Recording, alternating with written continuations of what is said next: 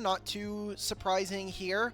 The Bard has made a promotion up to the first phase of draft, and here, Raafaa, is where Tabe can fix everything. He can fix all the mistakes of Game 1 draft.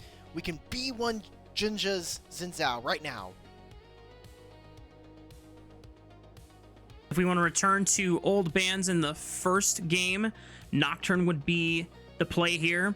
Obviously, one of JunJia's standout games in that Anyone's Legend series was on the Nocturne.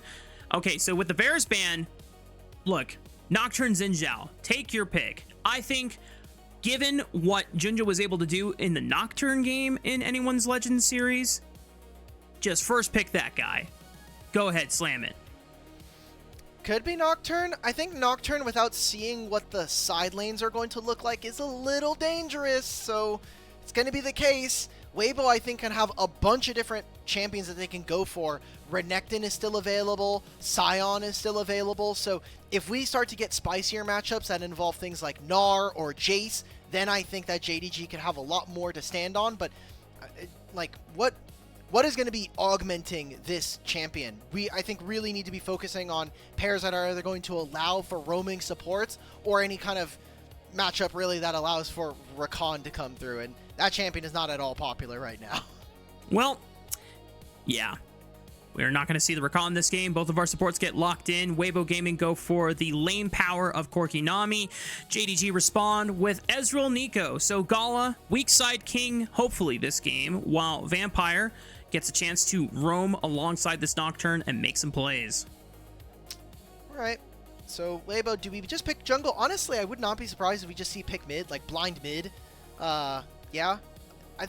I don't like Annie here. Annie has, this year, been a champion that's been on fire, but like in the bad way. Like everything is going wrong kind of way. I don't think that JDG have shown enough champions that kind of fit the description of what Annie really wants to play into. And on side lanes, like we mentioned, this could be a champion that JDG really play to try to hunt down and turn into essentially a walking money bag. Yeah, in prior metas, this would feel like a place where Taliyah would get locked in, but it really seems like Taliyah has just fallen off the face of the earth in terms of what other teams want to do when it comes to like trying to set up other solo lanes for success. The nice thing about Annie is that reliability, as long as you're leading with your Q and not your ulti, you should guarantee a stun onto one priority target. Now, if I see an Annie mid, I want to see a jungler from Jiejie that benefits greatly from setup. So maybe a jungler that packs a lot of raw damage, but not necessarily a lot of CC. So that the Annie stun makes a lot of sense when Jiejie and Xiaohu are working together. And already JDG are sniffing out potentially a Nefiri combo, as that has been pretty common in the past. Nefiri is good. I do think you're going to have to start thinking about things like Kiana as well, like you're mentioning.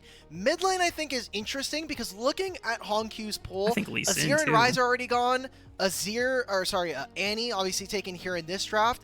And as long as we're not going for Anivia, he only really has the Sylas and Twisted Fate that he has played this season so far. So might have to move back into things like Victor mid, which obviously is still very strong. Could also go for Aurora if we're just going for raw burst. I think Aurora Nocturne is actually very, very strong. Getting rid of the Gnar kind of tells me we're going for Cassante or Renekton here. Well, Weibo Gaming can try and give counterpick over to Zika by just locking in their jungler at the moment. I'm smelling a Lee Sin. If Jiejie's seeing all these Lee Sins pop up over in LCK and around the world, Jiejie's most played all-time career-wise is the Lee Sin. Come on! Wow. Give it to me! Give it to me!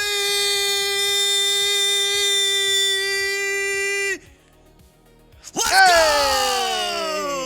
I was really, really worried that it was going to be a boring, do-nothing, like, give him a Poppy game, and you're just like, God damn it, I can't have fun anymore. But if it was Poppy Annie, I might have just let you solo cast this game. I'm not gonna lie. I would have had no interest. That's fair. That's fair. So, look, Weibo, all in on the burst strategy. You've got Corki Nami, you've got Annie, Lee Sin, Poe in 2v2, but as the game goes on, as champions start to get more HP and more resistances, it's not super consistent. It is very fragile what Weibo are doing. If Weibo win this game, it is going to be through them stomping their opponents in the early lane. But for JDG, They've got enough health bars. I think they've got good ways of playing on sides and a lot of different angles that they can try to approach Weibo, which, as we said during the pre-show, some of their team fights and them being disjointed has led to failure so far here in the LPL. Curious if you want another strong solo laner for Zika against this Renekton, or if you just put the Silent Fries in the bag. Yep. Okay, so one of the most important things that you talked about earlier is Sion for Zika being used to help establish lane control and extra dominance for Alk and Hong in the level 1. Yep, we've been seeing a lot of people experiment in level 1s. I know last split it was like Talia walking down, and that was actually something that HongQ had shown on the stage. Taking that champion, going level 1 bottom lane, seeing if he can get anything. Sion for Weibo. As soon as they see this, if JDG have been doing their prep with one of their few series they have to play this week, they would know that Zika has a potential of showing up bottom lane level 1 and trying to get a summoner spell. So I'm going to be interested to see if what JDG's response is going to be, if that's going to be bringing more people to the lane and trying to make a level 1 fiesta, or if they're going to be playing away from that and making sure that they have strong vision to play around that. Because that also means that Zika will not have teleport. A lot of this is predicated on him doing something and teleporting immediately top lane. We'll see how good JDG's homework was for this draft that Weibo Gaming have completed.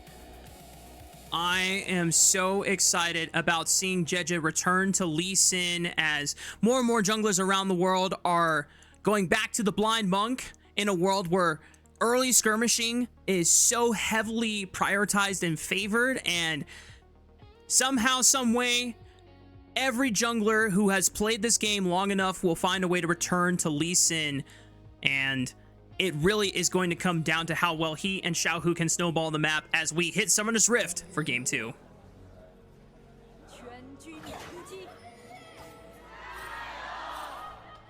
Is that...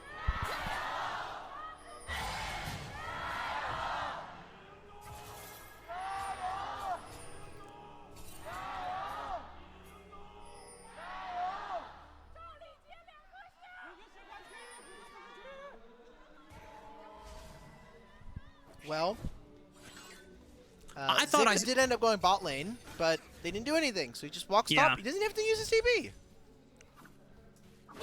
What's up? Can't tell if JDG did their homework or Weibo Gaming just didn't find anything meaningful there. I also thought I recognized someone famous in the crowd, but then I took a second look and I'm like, nope, that's a completely different person. So, nice, man. Nice. Didn't further comment on it. I saw the jacket. I was like, wait a minute. That looks... Never mind. Well, so here's one of the things that I want to point out real quickly. A lot of Lee Sins will do this red side full clear, and they'll either go for an early gank onto bot lane, or they'll go for a quick recall, get a longsword, and then path towards their top side. And if they ever find themselves in skirmishes, they immediately have a stat advantage, especially in this Nocturne matchup. So I'm curious to see what Jiejie decides to do. Do it. All right, that is also barrier and heal from Gala and Vampire very early on here. So decent enough to keep them topped up in lane, but with where the wave is right now, it's not going to, I think, turn into too much here. Also, because of that strategy you were talking about for Jiejie to find his recall, might actually mean that all these early wards that we saw JDG place in the top side of his jungle, not going to turn out with any information. So right now, JDG are working with less, but they know generally that Jiejie should be on the top side of the map now.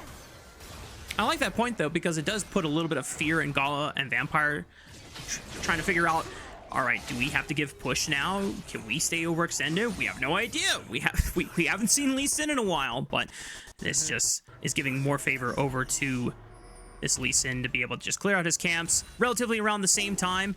This is curious. JunJia's actually going for a quick recall of his own without even contesting Crab. I'm curious if he's done his homework on this Lee Sin matchup and doesn't want to fight him in the river without his own stat advantage. Yeah, if he walks into river, similarly, we're talking about like, oh, he doesn't have the information to see where Lee Sin is. If he walked into his bot side jungle and Lee Sin shows up, he's like, well, that's just bad. And so, rightly there, we get to see he now has a ruby crystal. So, you know, 150 HP does feel good. Xiaohu did also just TP into mid lane.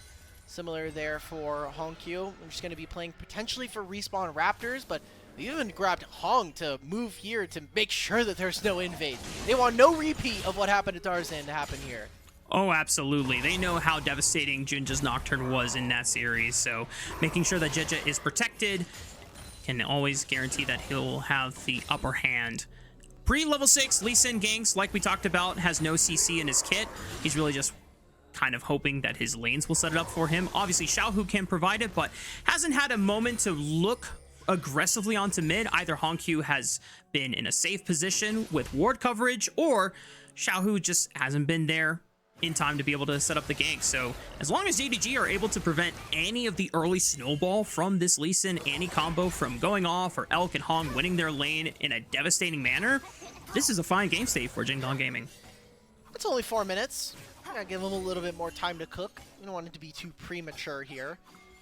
In terms of objectives, I do think this game is going to be a little bit strange. I think if Weibo are able to get the grubs this time, you're very happy. Especially, again, when you have a Nocturne, it makes playing to side lanes that much better.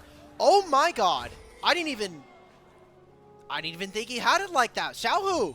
2 games in a row! Doesn't get the solo kill, but did burn the flash of HongQ for his own. Not sure how that favors that matchup, but it's going to be a hot ticket for both junglers to now take a visit in the near future, now that both of these mid laners do not have access to this flash. Generally speaking, I probably, as a mid laner, would probably not like to play against Lee Sin.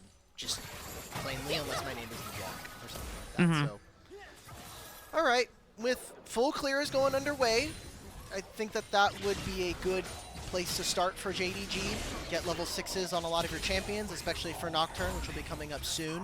It is going to be a topside scuttle this time, but they're getting priority from the bottom lane, which hopefully means that we can see JDG start to Drake stack yet again.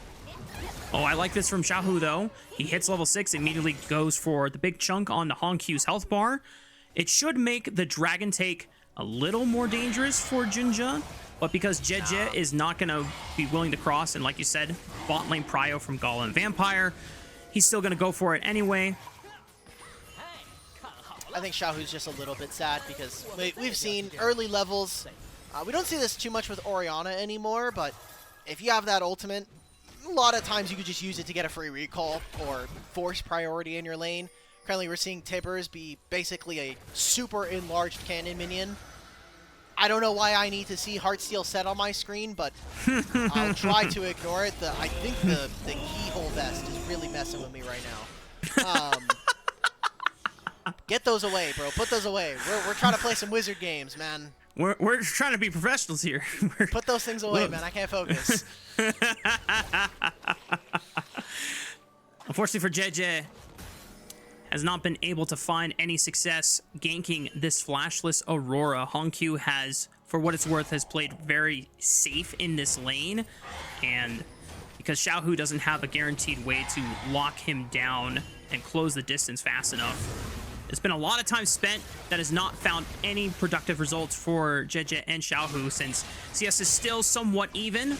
Meanwhile, JunJia has coasted to level 6 without any fires that he's had to put out from Weibo's side of the map. So still think that this is potentially on the bot side of the map. Jieje's more than likely just going to sit here, soak a little bit of XP, and then recall because we're 40 seconds from the Herald. But if there is anything to occur, there's going to be a level 6 coming through soon for Vampire. And so that'll open up, I think, a lot more opportunities for them. This might also just be really unfortunate timing. They don't know where JunJia really has kind of ended up on his clear. So now that he's on the bottom side, this could open up a potential for Gala and Vampire to start getting spicy in the mid lane in the minion wave, start to fight them, and then call over Nocturne to just secure a couple of kills or just get some summoner spells. But that doesn't look like that's going to be the case either. All right, no fun for 8 minutes. Cool, man. Did they ping it out? I don't think they did. Nope. Obviously, we're able to see the little Charmander cross through open vision there, but doesn't look like Weibo Gaming were able to see it. Jiejie once again will return to mid lane, or at least hover him, seeing if Xiaohu can find something, but doesn't have the stun fully procced up just yet. JunJia is taking out grubs right now for free. I'm not gonna lie, Alk. I'm really getting anxious about this Lee Sin not finding anything. I know it's still only 8 minutes. There's still like a mid-game spike off of the first Thunder Sky purchase for Lee Sin, but you're playing into Nocturne, whose level 6 is, quite frankly, a lot more devastating than yours. Well, do I have news for you, Raafaa? He's level 7 now. I don't have much more than that. Yeah, I mean, and if you're saying that his level 6 is more potent, he hasn't done anything. Like, combat-wise, yes, they've gotten the dragons, and they got all 3 grubs, which is, again, great. We talked about the side lane potential for JDG, but I want to remind everybody what happened in that first game. JDG got the first 2 dragons, they got all 3 grubs, and their Nexus, 30 minutes later, went boom. So, you know, we can hold out. We have not seen massive blunders from either team. And again, like you had mentioned, we've had 0 action here in this game. And that just means that we'll see that spike between our 2 AD carries. Honestly, Raafaa, I'm really just grasping at things to talk about because there's not much setup going on.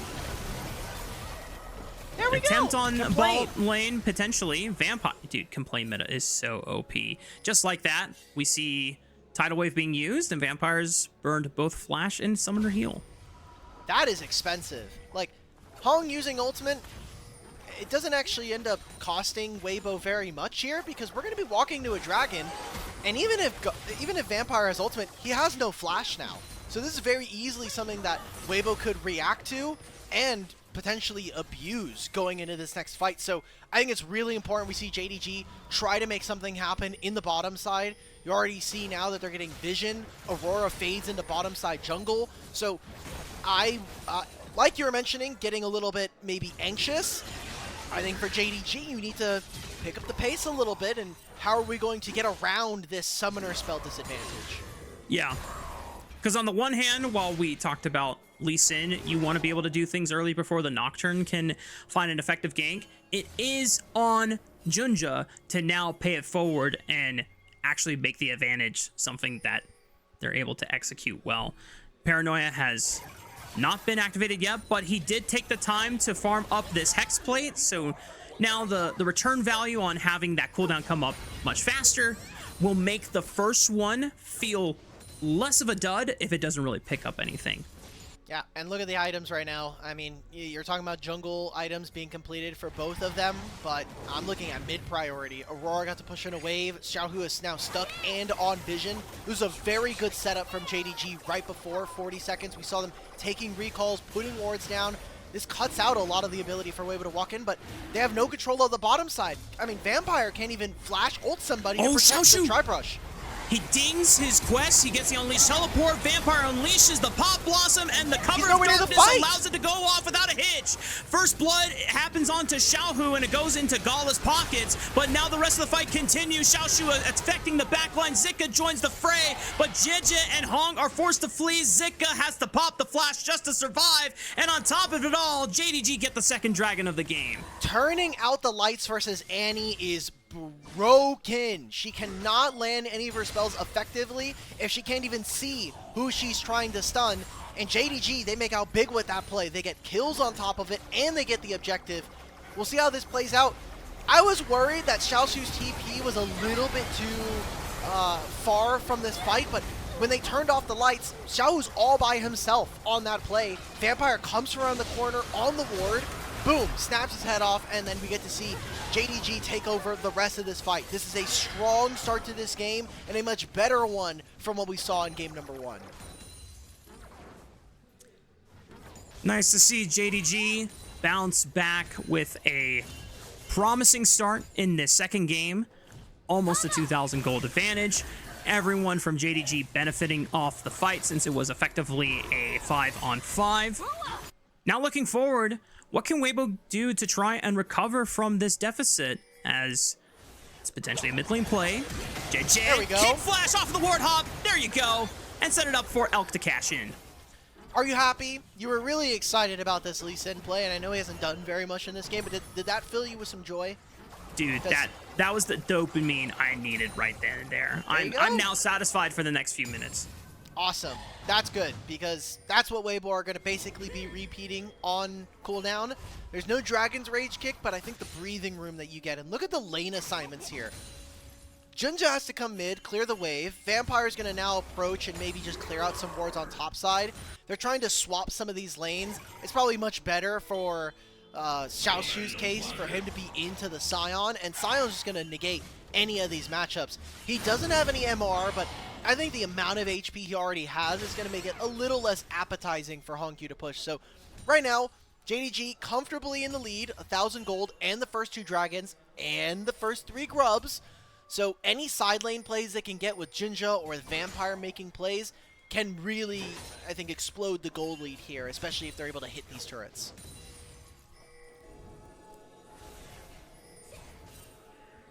It's all thanks to JunJia being able to have, so far, 100% objective secure rate.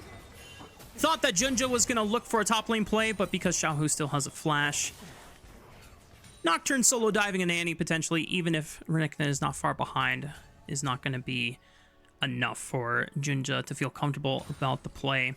So far, we have mid lanes facing against top laners at the moment. Not sure if this is optimal for one team for the other. Still have 2 minutes before the next dragon comes up. Rift Herald is coming up in 6 seconds. And with Alk and Hong continuously trying to poke out Gala and gaining mid priority, I imagine if they want to fight for this objective, this is the window to try and set up vision for it. That is crazy that Elk decided to Valk that way, because if JunJia is in the area, this happens. I mean, now it's a good timing. They'll get away, they'll get some damage down. Like, if JunJia was there literally like 15 seconds before when they had already Valked, I think that's an opening for JDG to really stamp themselves a winner in this game. But now they've lost so many tools, I don't know if we can really contest for this Herald. Yeah, they're gone, or they're down all of their engaged tools effectively. HongQ is on the bottom side of the map. He doesn't want to have the TP either. He's getting plates for free, since Zika did walk on over just to make sure that he was there in case JDG were going to pull a second engage trigger. But credits to Weibo Gaming. They defuse an engaged attempt. They get the Rift Herald, and they have plenty of time to set up for this third dragon of the game. What is this Combat Herald going to be? I'm looking at Elk's inventory. He only has a tier. I don't think it's worth it to crash into any of these plates right now. Doesn't seem like very many of the players of Weibo are near item completions at the time. So I was going to TP top here with his Malignance. Oh, actually, bottom lane.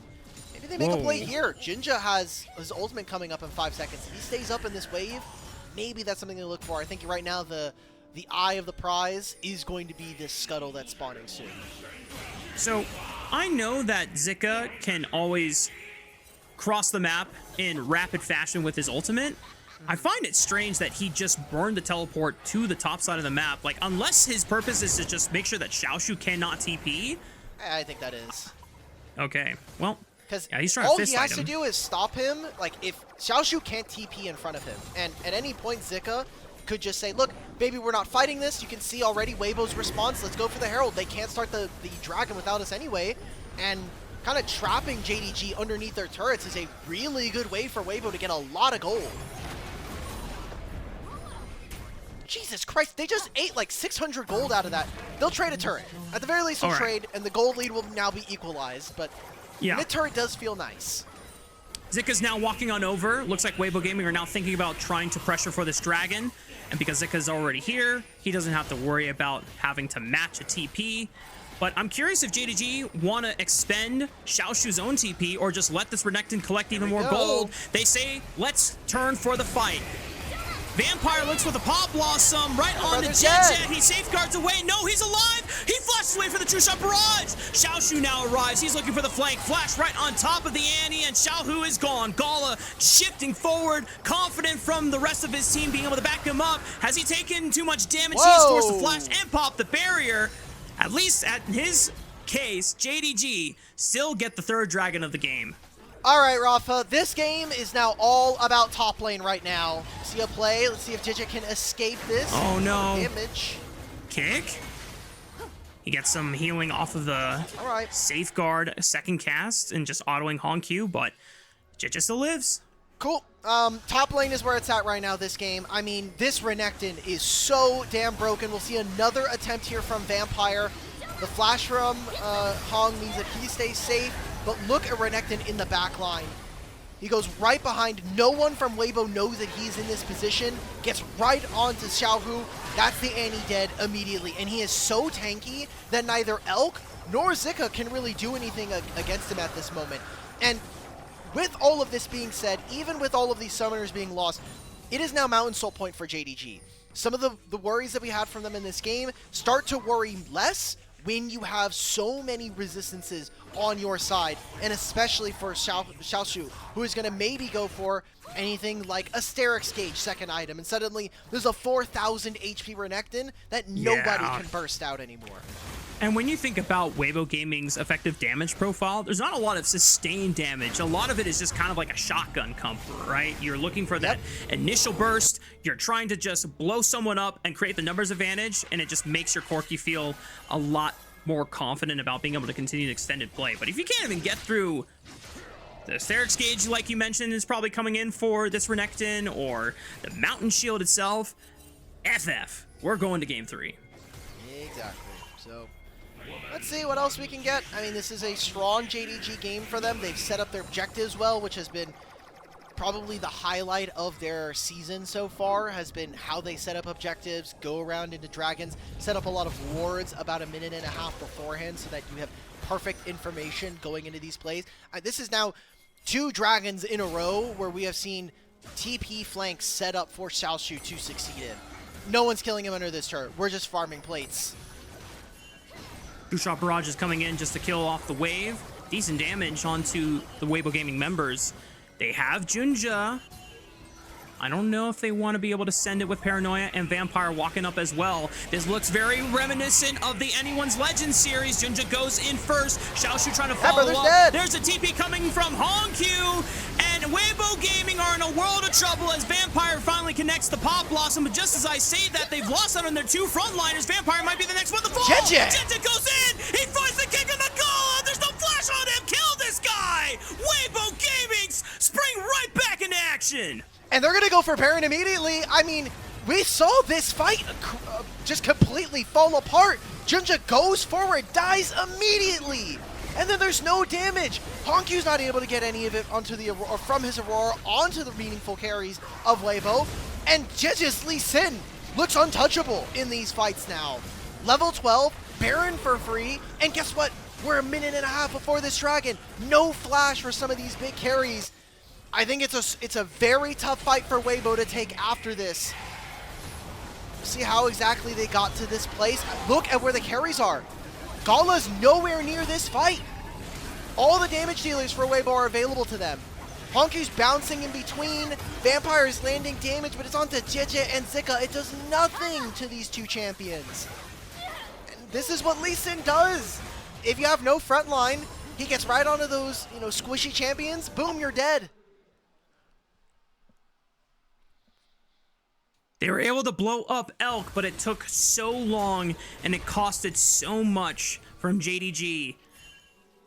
And it's now put them on the back foot for the first time this game, where Weibo Gaming, they're down 3 dragons, yes, but they have a Baron buff on their side. We'll see if they can leverage it to give them the wave priority necessary to be able to be the first ones in the river for this dragon. It's going to be tough. No flash on Xiaohu, Zika, or Elk. And the only one that's missing it going into this fight is going to be HongQ, who's now finished the second item. I think there's a very real possibility that JDG just kind of brush their shoulders off, say, look, that topside play didn't work for us, but we're still in a really good position. Baron is not the team fighting buff that it has been in some older seasons. It really is just buff up the minions and then play. So it is kind of on JDG now. Walk into this, set yourselves up, and kind of have to hammer it home. We have to win on this. Honestly, you could just give up this dragon, but I think the tempting of going for a Mountain Soul is very, very good. It's very delicious. Flash back up on Gala, so he's going to be a little harder to try and pick off if you are Weibo Gaming. No flash on Xiaohu. Potential sneak around. Lights have been turned off by JDG. Vampire's now trying to make his approach on the left. He has Flash and Protobelt available. Lights come back on. Paranoia's gone. Vampires looks for the flank, only finds it on the one. It's just Alk, but there's no follow-up. Xiaoxu finally gets in there. Great kick! Kill the dragon! He punts the dragon out! JunJia is able to get the Mountain Soul, though. Can Weibo Gaming carry out this fight anyway? Xiaoxu is buying as much time as he can. Jiejie, critically low, finally falls to Gala. And JDG Gaming put an end to any hope that the Weibros had with a triple kill for HongQ's Aurora and a Mountain Soul on their backs. Well, we talked about making sure that Weibo were uncoordinated, and if you just turn off the lights, maybe the old men can't see anymore. They completely flounder in that play. A nightmare setup for Weibo to have to deal with. There's a Renekton flanking from one side, there's an Aurora bouncing between worlds, and then guess what? There's also Vampire on the side, on this left side flank. Take a look at this again. They turn off the lights, they know that Vampire is here, and that flash from Gala maybe a little bit too far forward. I'm just surprised we didn't see Jiejie and Weibo just try to spike this dragon. I mean, Sonic Wave Kick is a lot of damage up front, and that is a good amount of burst. Humongous spell shield there from JunJia to save his life. I'm like, okay, take the dragon, take the dragon. Dustbringer Smite. Man, it is so hard to do this versus the Nocturne. Still sloppy from Weibo, and a very good try from JDG that not only nets them multiple kills, but also the Mountain Soul. Yeah. If Lee Sin is focused on the dragon, he should be able to win that 100%. You have an execute on your resonating strike, and my only cope that I can give over to Jiejie is that he was so distracted on getting Xiaoxu out of the pit once he went for Elk. Just took his eyes off of the dragon for a second too long, and JunJia sneaks in. Just really good timing from the jungler of JDG Gaming, and now Mountain Soul, having been secured, makes this Weibo composition feel very, very hard to pull off effectively. Just look at Xiaoxu right now. 2,000 gold, went for Spear of Shojin on his second item, and unless we put multiple members to try to kill this guy at level 16, the Mountain Soul is going to make him nigh unkillable in these fights. Jiejie's going to throw out a Sonic Wave just to kind of skill check the Nico clone, but right now we are in full savings mode as Weibo. You are just trying to hoover up whatever gold that is left for you on the map, whatever jungle camps that JDG very mercifully decide you're allowed to farm, and there's already starting to be big discrepancies. I mean, one of the big things was looking at mid lane. Xiaohu's a level down and 2,000 gold behind on HongQ. So any reservations that could have potentially been held against them with the Mountain Soul, I think, kind of closes that. It's only a 3,000 gold lead. So now Weibo are kind of praying for 3.5 minutes of game time so they can get to Elder. Yep. You are trying to stall for the big flip. And as your one Hail Mary back into this game. Baron's coming up in 45, and Weibo Gaming really depend on Zika to try and frontline for them to face check and absorb any damage that JDG might throw their way, which, right on cue, Zika is starting to lumber on over on this beefcake. Should be able to do the dirty work for Weibo and ensure that they can safely check for vision control on this topside river. He's got a timer. He knows if I just sit there versus Renekton, I'm probably not doing anything anyway, so I'm just going to move.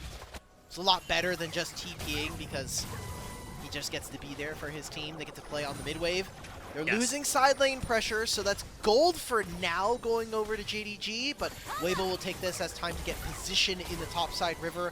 Again, all they need to do is stop JDG from taking this objective, and for JDG, it is just more imperative for them to just kind of wait out Weibo. Just say, look, you're going to be on side lane, you're going to have to give up gold anyway because we're getting plates on sides. Yeah. Ooh. Thought that JunJia was going to take a big old rocket to the face, but good sidestep. Doesn't even burn the Mountain Soul shield. Jiejie constantly keeping tabs on HongQ on this left side of the map, but they are on top of a control ward, and there's enough vision from JDG to be able to at least see where Weibo Gaming is coming from, but they're pushing them off the Baron pit for now, while Xiaohu is matching against Xiaoxu in that bottom side of the map. Both have teleport available. We're now a minute 20 away from Elder Dragon, so the window to take this Baron is starting to close fast. got a lot of damage on both sides, looking if they can get a little bit of poke down on the Vampire. Thankfully for Zika, it does not matter. I have 5,000 HP as Scion. I will simply tank up all of the harassment you'll send my way. I'll go recall. This is the time. They're going to start up the Baron. Honestly, Weibo, if you win this fight, it turns into an Elder. For JDG, similar setting for you. You win this fight, you immediately go to Elder, you end this game out. They back off the Baron for now. Zika, just being able to walk in, allows them to stop the objective from being taken. And now we're 35 seconds from Elder. Oh my god. I was like, oh, Vampire, if you die here, this is bad news bears. But yeah, JDG, they are super comfortable. These guys are max chilling here in this game. You have a 3-item Renekton, you have a 3-item Ezreal. It truly does not get better than that until they get 4th item. And then obviously it does feel a little bit better than that. But an Elder is going to be one way to put a cherry on top of this game. And definitely a lot faster than what Weibo closed out with in game number 1. Yeah. JDG have all the advantages necessary to be able to win this fight. And yet somehow, there's something in the air. I don't know what it is. But it's up is to that JDG. belief? Is that belief I'm hearing? Is that Weibo belief? I'm gonna hold my breath. I'm gonna hold my breath and see what happens. So far, Weibo Gaming get the first push onto the mid wave. Gala is forced to answer it. This Elder Dragon has 19,000 HP, so it's not just a quick burn for them. I mean, JDG can easily stop them if they need to. If Weibo Gaming start this up, they have to commit for the long haul. As Weibo Gaming are just poking and prodding. Oh, wait, Xiaohu might be looking to try to blow up Vampire. Vampire. That's what they're going for it. Vampire! Jiejie's able to close the distance with a ward hop, and Xiaohu sets it up. It's now a 5-on-4 against JDG Gaming. And Xiaoxu, he TP'd way early for this fight. He has no teleport shield for the rest of this fight. It's going to take off in just a few moments here. This could be dangerous. This could be the game. 25 seconds before Vampire comes back on the rift. Jiejie trying to skulk around and see if he can find Xiaohu. Oh my god, Xiaohu! Looking for the stun onto Gala. He's able to flash away again. Paranoia for the lights. HongQ throws down the ultimate, gets some decent damage. They turn on to Jiejie, but he's able to safeguard back to safety. JunJia is forced to flash out of the pit. He doesn't have a way to get back in. The dragon. Take the walk away around. 6,000 HP on the dragon. Xiaoxu sends it into the backline. He finds Xiaohu. HongQ and Gala, they have the follow-up. Wait a minute! There, but Jiejie's still alive. Jiejie's still trying to fight. He Jiejie! Jiejie popping off. Can he carry out this game? He has the GA. Zika's forced to flash away. Gala and HongQ are trying to pressure the Lee Sin off so that it doesn't come down to a smite fight. The true shot barrage from Gala eliminates Zika, and it's 4,000 HP on the Elder Dragon. It doesn't matter. Okay, they got the Elder. They've got the Soul. JDG, they might have had to work for this one, but they're going to handily take this game 2, and we're going to game number 3, folks. What the hell was that setup? Holy moly. Oh my, dude, Jiejie does not want to lose this game. Jiejie Dude, in every single Weibo trying series, dude. so hard. Lee Sin's gonna have a +1 in the loss column, and everyone who watched this game is gonna know mostly wasn't his fault. But JDG, you guys are scaring me, guys. Like Xiaoxu in the backline with this Renekton looks like a beast. Gala 4-item Ezreal smurfing most of this fight, but he's watching his team members just crumble in front of Weibo. We're not even have time for a replay. That play was so long. Elder into Baron. Minute and a half before that Baron, or before that Elder buff despawns. Hopefully JDG can end this. I have a feeling we're going to 40 minutes anyway. I think so too. I don't even know if this Elder Dragon is enough for JDG to close out the game, to be quite honest with you.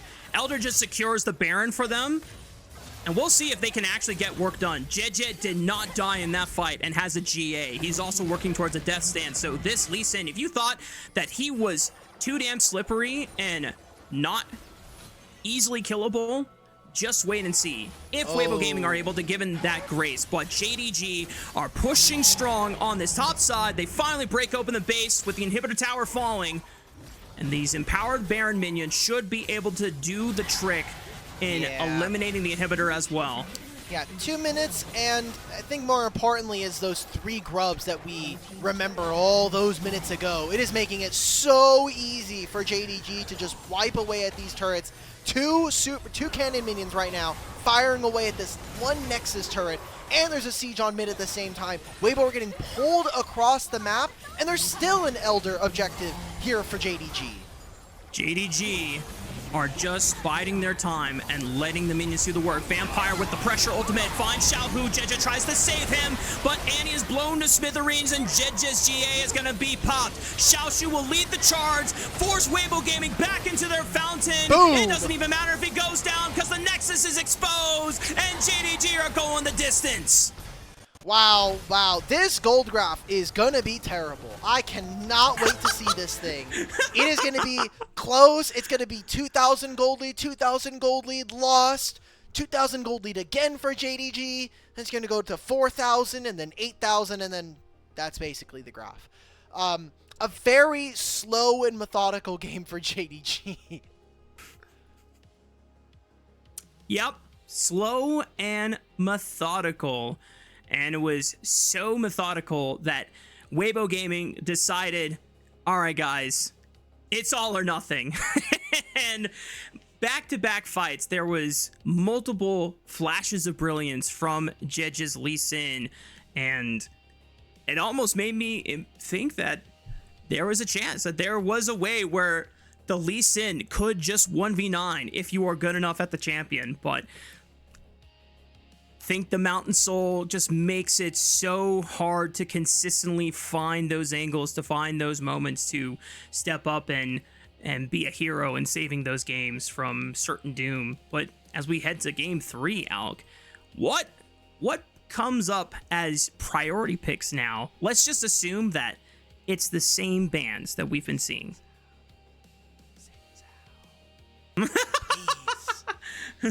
Can we please just pick Xin Zhao, guys? Like, it can't be this it can't be this hard. I know Jarvan's been getting permabanned. Vi's also seen a bit of a love and attention in terms of preventing her from being in this game, but Xin Zhao, Vi, those are kind of the big names that I'm currently looking at on my list, saying, hey, you know, maybe we should revisit some of these topics in one of these games. Yeah.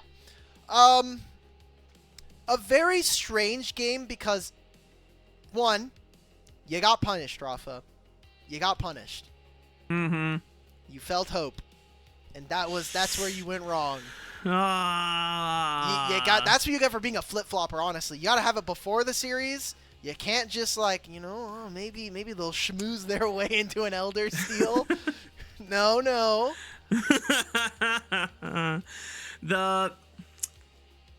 My cope is that whatever team Jiejie's on, I'm always going to have hope for. That guy does some crazy stuff, man. Even on his short time on the IG roster last year, and there is the big Elder steal in the playoffs game against Top Esports. Yep. I was like, oh my god, this guy's just that is the legendary. only series they played in that playoff series, actually. It wasn't his fault. It wasn't his fault. There's ended up on FPX later that year, so that IG went to Worlds. And then got clapped by T1. They got clapped by T1. Everybody does, bro. Everybody does at World Championships. Looking at these post-game stats, I mean, I'm not, like, super shocked to see these numbers. I think revisiting some of the themes that we had from draft, we were talking about how heavily burst reliant. We did see that from Weibo. This 2v2, really, I know you're very excited for Lee Sin, and we got to see Jiejie really kind of style in some of these fights, but we did not see this 2v2 work out at all. No. We saw absolutely no Lee Sin. And see, they want one. They want one Lee Sin highlight. Yep. I mean, this looked fun and flashy and all, but this is just a good old sneak around the Raptor wall, warthog kick flash play. I know I say that like it's super normal, but like that was the first time we saw JDG do anything super proactive, or at least be able to find something super proactive, because there was a lot of looks that JDG had towards mid lane in the first few minutes. They just couldn't get anything because HongQ was playing super safe and respectful.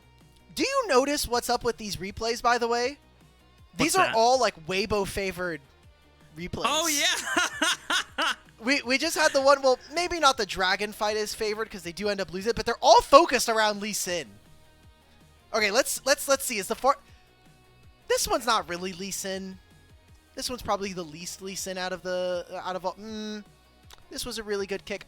Again, this dragon really pissed me off. I won't lie. Like, yeah. Sonic Wave Smite should be much better than whatever Nocturne has going for him at that point. No, absolutely. You have an execute, and I just genuinely think that it was a really critical timing that JunJia is able to sneak in while Jiejie is not focused on the dragon, just trying to deal with Xiaoxu instead. This series so far has 100% been the gameplay equivalent of Whiplash. After watching BLG versus IG and then watching Weibo versus JDG, I don't know what's going on in some of these games. There are very weird trades. Like this Weibo draft is just all front-loaded damage. We didn't see any proactive plays with Xiaohu coming off of a game one where they're moving around the map and they're just playing the game very wide and very spread out. I mean, but like, how much of that is Weibo's fault and how much of it is like props to JDG for avoiding those windows and not giving them like an angle to find it, right? Because yeah, I think we could have invaded jungle a little bit more. Like, I think that's fair. There was a lot of times where it was hard for Xiaohu to get priority in mid, but I think in that vein, maybe you just have to either pull someone or just be Annie and just decide, like, I'm dropping my ult on the wave, or I'm pressing WQ on Aurora and just, like, smashing this wave in half, and then just roaming to play in jungle. We didn't see that very often, and there's not many times, I think, for either of these two supports with Nami and with Nico to kind of, like, go into one of these lanes and do anything. Like, Aurora is super tough to lock down if you don't have point and click. So Gala will gain himself an MVP for this game. The captain, don't do it. I know I see your face right now, and I'm going to ignore what is on the screen, okay? We are going to move past this scenario, and you're going to do what you were flaming Dia not doing. You're going to put the going to a next break in the bag right now. You heard it from the man himself. Gala gets the MVP of the game. We'll see if he can continue that performance in Game 3, and if JDG